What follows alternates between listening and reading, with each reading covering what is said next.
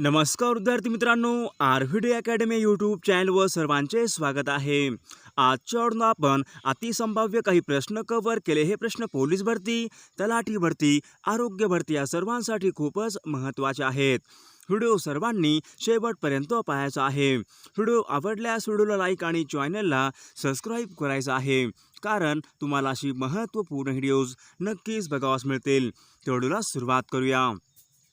तर या ठिकाणी प्रश्न पहिला आहे, कांचन हेम हिरण्य हे शब्द खालीलपैकी कोणत्या शब्दाचे समानार्थी शब्द आहेत? कांचन हेम हिरण्य हे शब्द खालीलपैकी कोणत्या शब्दाचे समानार्थी शब्द आहेत? तर या ठिकाणी ऑप्शन क्रमांक 3 सोने या ठिकाणी योग्य आन्सर होईल। प्रश्न क्रमांक दुसरा, जाणून घेण्याची इच्छा असलेला शब्द समूहाबद्दल आपला योग्य शब्द निवडायचा आहे। जाणून घेण्याची इच्छा असलेला शब्द समूहाबद्दल आपला योग्य शब्द निवडायचा आहे। तर या ठिकाणी ऑप्शन क्रमांक 2 जिज्ञासू या ठिकाणी योग्य आन्सर होईल। प्रश्न क्रमांक तिसरा, हेळसांड होणे आपल्या ठिकाणी वाक्यप्रचार योग्य अर्थ सांगायचा आहे। हेळसांड होणे म्हणजेच खालीलपैकी योग्य अर्थ कोणता होईल? तर या ठिकाणी ऑप्शन क्रमांक 4 हेळसांड होणे म्हणजेच दुर्लक्ष होणे या ठिकाणी योग्य आन्सर होईल। प्रश्न क्रमांक चौथा, अब्रू अत्तर पेशवा हकीकत हे शब्द खालीलपैकी कोणत्या भाषेमधले शब्द आहेत? अब्रू अत्तर पेशवा हकीकत हे शब्द खालीलपैकी कोणत्या भाषेमधून मराठीमध्ये आलेले शब्द आहेत? तर या ठिकाणी ऑप्शन क्रमांक 3 फारसी भाषा या ठिकाणी योग्य आन्सर होईल। प्रश्न क्रमांक 5, त्याला आपल्या ठिकाणी शब्दाची जात ओळखायची आहे। त्याला या शब्दाची आपल्या ठिकाणी जात ओळखायची आहे। तर या ठिकाणी ऑप्शन क्रमांक 1 सर्वनाम या ठिकाणी या शब्दाची योग्य जात होईल। प्रश्न क्रमांक 6, सदाचार हा शब्द खालीलपैकी कोणत्या संधीचं उदाहरण आहे? सदाचार हा शब्द खालीलपैकी कोणत्या संधीचं उदाहरण आहे? तर या ठिकाणी ऑप्शन क्रमांक 2 व्यंजन संधी या ठिकाणी योग्य आन्सर होईल। प्रश्न क्रमांक 7, त इ आ खालीलपैकी कोणत्या विभक्तीचे प्रत्यय आहेत? त इ आ हे खालीलपैकी कोणत्या विभक्तीचे प्रत्यय आहेत? तर या ठिकाणी ऑप्शन क्रमांक 4 सप्तमी विभक्ती या ठिकाणी योग्य आन्सर होईल। प्रश्न क्रमांक 8, पंचवटी हा शब्द खालीलपैकी कोणत्या प्रकारचा समास आहे? पंचवटी हा शब्द खालीलपैकी कोणत्या प्रकारचा समास होईल? तर या ठिकाणी ऑप्शन क्रमांक 3 द्विगु समास या ठिकाणी योग्य आन्सर होईल। प्रश्न क्रमांक 9, विष्णू वामन शिरवाडकर यांचे टोपण नाव खालीलपैकी कोणतं आहे? विष्णू वामन शिरवाडकर यांचे टोपण नाव खालीलपैकी कोणते आहे? तर या ठिकाणी ऑप्शन क्रमांक 3 कुसुमाग्रज या ठिकाणी योग्य आन्सर होईल। प्रश्न क्रमांक 10, राष्ट्रीय विषाणू संस्था खालीलपैकी कोणत्या ठिकाणी? राष्ट्रीय विषाणू संस्था खालीलपैकी कोणत्या ठिकाणी आहे? तर या ठिकाणी ऑप्शन क्रमांक 2 पुणे या ठिकाणी योग्य आन्सर होईल। प्रश्न क्रमांक 11, साप बिळाबाहेर निघत असतो वाक्याचा आपला काळ ओळखायचा आहे। साप बिळाबाहेर निघत असतो आपल्या ठिकाणी वाक्याचा काळ ओळखायचा आहे। तर या ठिकाणी ऑप्शन क्रमांक 2 रीती वर्तमान काळाचे वाक्य या ठिकाणी योग्य आन्सर होईल। प्रश्न क्रमांक 12, स्वतः हे पुढीलपैकी कोणत्या प्रकारचे सर्वनाम आहे? स्वतः हे पुढीलपैकी कोणत्या प्रकारचे सर्वनाम आहे? तर या ठिकाणी ऑप्शन क्रमांक 4 आत्मवाचक सर्वनाम या ठिकाणी योग्य आन्सर होईल। प्रश्न क्रमांक 13, पहिला दुसरा तिसरा हे संख्या विशेषण खालीलपैकी कोणत्या प्रकारामध्ये येते? पहिला दुसरा तिसरा हे संख्या विशेषण खालीलपैकी कोणत्या प्रकारामध्ये येते? तर या ठिकाणी ऑप्शन क्रमांक 3 क्रमवाचक संख्या विशेषण या ठिकाणी योग्य आन्सर होईल। प्रश्न क्रमांक 14, तापी नदीचा उगम खालीलपैकी कोणत्या राज्यामध्ये होतो? तापी नदीचा उगम खालीलपैकी कोणत्या राज्यामध्ये होतो? तर या ठिकाणी ऑप्शन क्रमांक 2 मध्य प्रदेश राज्य या ठिकाणी योग्य आन्सर होईल। प्रश्न क्रमांक 15, भारतीय राज्यघटनेमध्ये कोणत्या कलमामध्ये विधान परिषद यांची तरतूद करण्यात आलेली आहे? भारतीय राज्यघटनेमध्ये खालीलपैकी कोणत्या कलमाच्या अंतर्गत विधान परिषद यांची तरतूद करण्यात आलेली आहे? तर या ठिकाणी ऑप्शन क्रमांक 3 कलम 169 या ठिकाणी योग्य आन्सर होईल। प्रश्न क्रमांक 16, राष्ट्रीय आणीबाणी यांच्या संबंधीचे कलम खालीलपैकी कोणतं आहे? राष्ट्रीय आणीबाणी यांच्या संबंधीचे कलम खालीलपैकी कोणते कलम आहे? तर या ठिकाणी ऑप्शन क्रमांक 1 कलम 352 या ठिकाणी योग्य आन्सर होईल। प्रश्न क्रमांक 17, भारतामध्ये प्रथम कोणत्या वर्षी राष्ट्रीय आणीबाणी लागू करण्यात आली होती? भारतामध्ये सर्वात प्रथम राष्ट्रीय आणीबाणी खालीलपैकी कोणत्या वर्षी लागू करण्यात आली होती?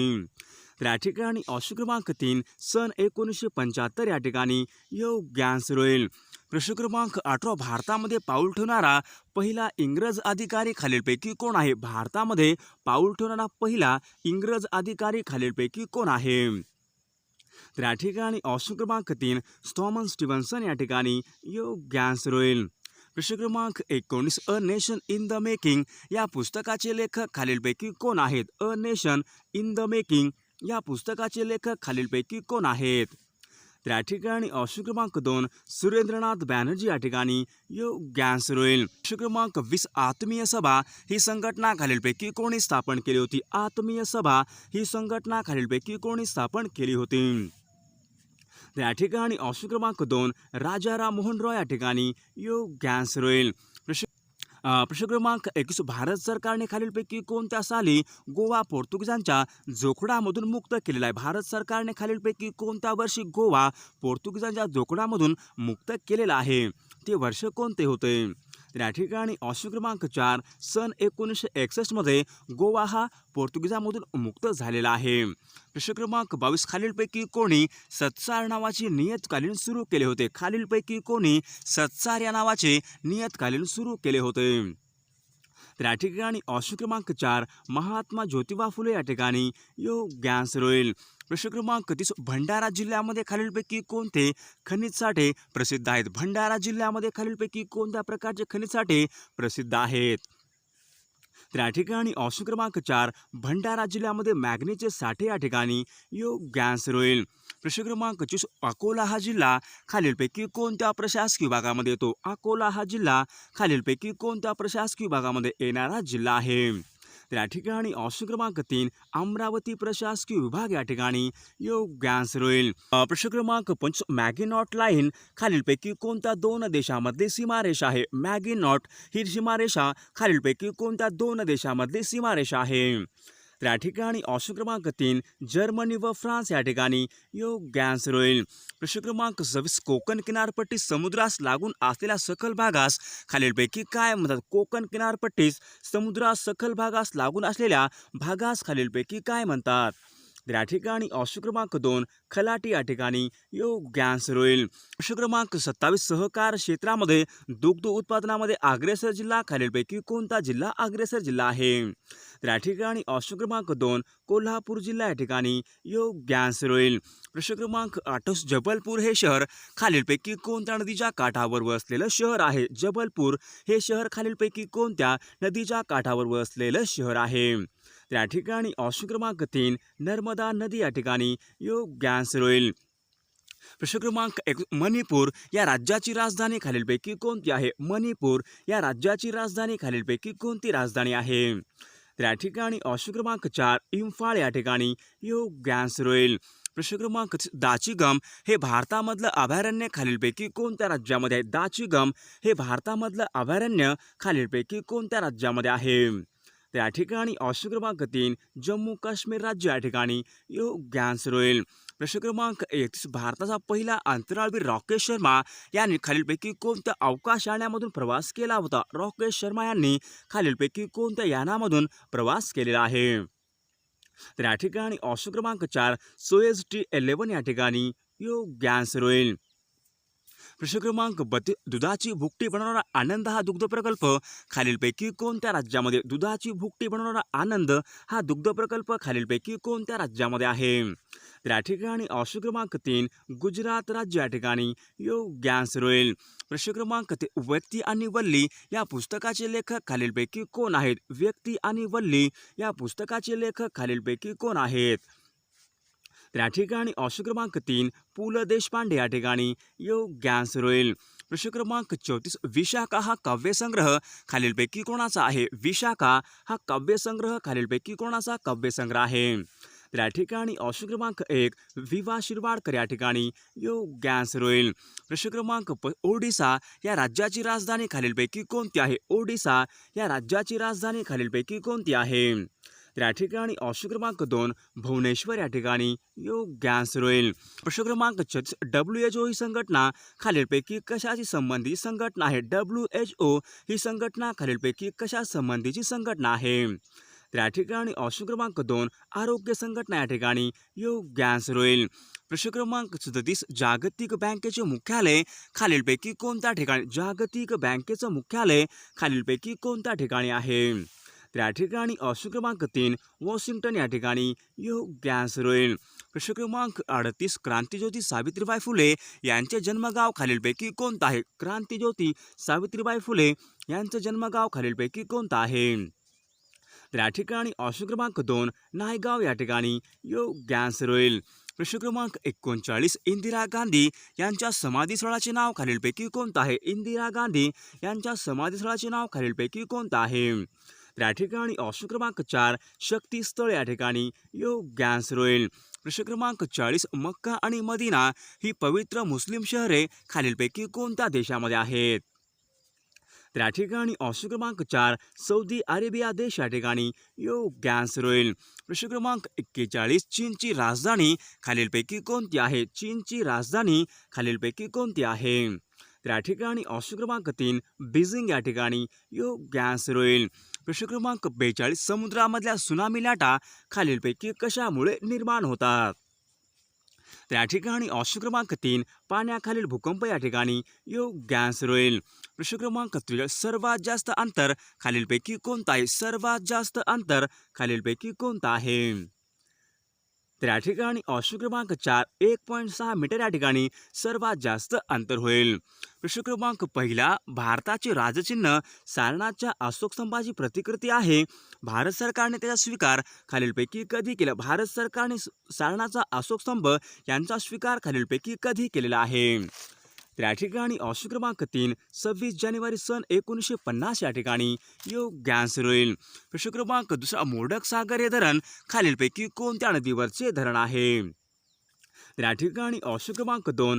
वैतरणा नदी या ठिकाणी योग्य आन्सर होईल प्रश्न क्रमांक 3 संयुक्त राष्ट्र संघटना यांची स्थापना खालीलपैकी केव्हा झाली होती संयुक्त राष्ट्र संघटना यांची स्थापना खालीलपैकी कोणत्या वर्षी झालेली आहे तर या ठिकाणी ऑप्शन क्रमांक 2 सन 1945 या ठिकाणी योग्य आन्सर होईल प्रश्न क्रमांक 4 ग्लोबल वॉर्मिंगला जबाबदार असणारा वायू खालीलपैकी कोणता आहे ग्लोबल वॉर्मिंगला जबाबदार असणारा वायू खालीलपैकी कोणता वायू आहे तर या ठिकाणी ऑप्शन क्रमांक 3 कार्बन डायऑक्साईड वायू या ठिकाणी योग्य आन्सर होईल प्रश्न क्रमांक 5 ओझोनचा थर मोजण्यासाठी खालीलपैकी कोणते परिमाप वापरतात तर या ठिकाणी ऑप्शन क्रमांक 2 डॉप्सन परिमाप या ठिकाणी योग्य आन्सर होईल प्रश्न क्रमांक 6 आयफेल टावर खालीलपैकी कोणत्या देशामध्ये आहे आयफेल टावर खालीलपैकी कोणत्या देशामध्ये आहे तर या ठिकाणी ऑप्शन क्रमांक 4 फ्रान्स देश या ठिकाणी योग्य आन्सर होईल